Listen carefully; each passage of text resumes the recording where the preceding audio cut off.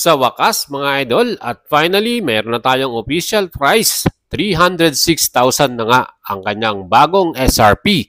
At sobrang nagulat tayo dahil ang ine-expect natin dito ay above 350,000 ang magiging presyuhan. Well, thank you very much Honda Philippines dahil napaka-practical at napaka-affordable. Kayo mga idols, ano masasabi nyo sa bagong presyo nito, 306,000?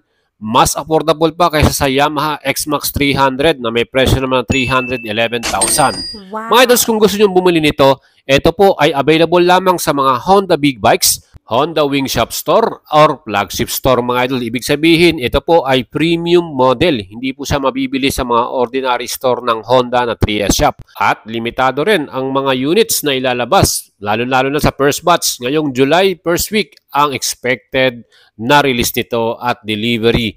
So mga idol, kung kayo po ay magpapareserve at gusto mag-apply din via financing, syempre pwede natin kayong i-assist at tulungan, alagang boyet, subukan nyo yan. Makakakuha kayo ng bagong ADB 350 at ang presyo ng ating minimum down payment, 20%. All in ito at 82,684.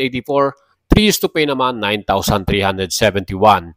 Ano pang hinihintay nyo mga idols? Habol na kayo at huwag na kayong papahuli. Send message na sa ating Facebook page, Boyet Salabaria. Like and follow nyo yan. Share nyo yung video na to sa inyong tropa at subscribe mga idol.